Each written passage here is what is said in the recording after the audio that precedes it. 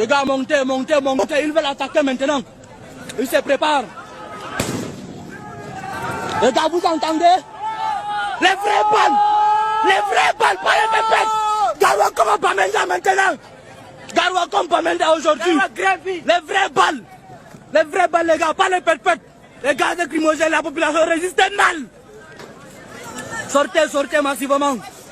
Les gars, tapotez, encouragez! Ce qui va se passer à Garoua, je vois un soulèvement, comme je l'ai expliqué. J'ai appelé l'autorité, les gouverneurs et les préfets, les sous-préfets de Garoua.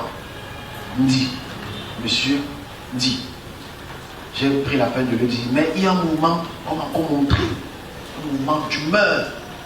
Je dis encore, gouvernement, prenez note de ce que je dis. Quand j'ai annoncé le Nozo, j'étais encore rien. Mais Garoua, Maroua risque d'être le deuxième Nozo. Faites attention. Je vais expliquer pourquoi. Les deux raisons phares. Parce que quand on me transporte, je dis bien, quand on me dit pour le Nozo en 2014, quand on me répète pour le Nozo en 2015, aujourd'hui on vit le Nozo, nord-ouest, sud-ouest. Je dis encore que, je l'ai dit le 20 juin, je m'adresse au gouvernement. Il y a deux raisons qui vont faire en sorte que Garoua Maroua soit le nouveau Nozo. Je vais expliquer les deux raisons. À vous de faire ce que vous avez à faire. De lutter pour le pouvoir, lutter pour la paix. Sinon, ça va faire 4 régions en guerre. Je le dis toujours avant, que ça ne va pas le jour. Je vois un autre mouvement d'humeur.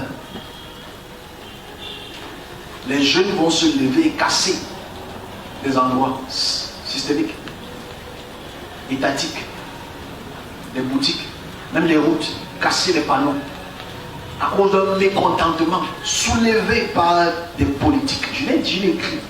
Soulevé par des politiques, tapis dans l'ombre, pour apporter une nouvelle déstabilisation, pour élever un cri. Premier cri, c'est un pseudo, j'ai su le mot pseudo, délaissement du peuple du Nord. Délaissement du peuple du Nord septentrion.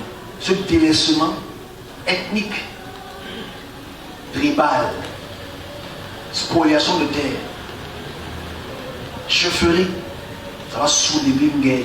1. 2. Je donne les raisons, il faut qu'ils arrêtent ça très vite, parce que quand Dieu prévient comme ça avec beaucoup de furasse, et qui passe par d'autres serviteurs de Dieu aussi pour dire la même chose, c'est que le temps est proche. Mais je pense qu'on pourra rêver pour ça. Deuxième facteur triste, c'est les politiques derrière qui voient malheureusement déjà un positionnement successionnel. Positionnement de succession. Et ce positionnement va relever donc un politicien de l'ADD, comme on montré, M. Gaga Manadji, et d'autres têtes fortes du Nord ne sont pas d'accord sur ces positionnements-là. Ils vont lever la foule. Et quand la foule est déjà 10 000, 15 000, 20 000, on ne peut plus rien faire. Donc ça va faire en sorte, gouvernement, écoutez, vérifiez tout ce que je dis, on ne tape jamais le poteau, comme on dit à moi. Tout ce que je dis ne tombe jamais dans l'eau. Vous aurez 4 fronts, 2 nord-ouest, vous allez encore voir Garoua, Maroua. Pour éviter cela, apporter des discussions sur la table. Parce que ce que vous avez créé, ça va vous manger. C'est-à-dire quoi? C'est-à-dire cette forme de répartition des postes. Non, il doit y avoir un audit, il doit y avoir un... C'est très dangereux. On doit regarder la compétence, pas l'ethnie. Parce que quand on regarde l'ethnie, c'est ça qui apporte le problème. On a regardé la compétence, pas de l'ethnie. Dernier message pour le Cameroun toujours.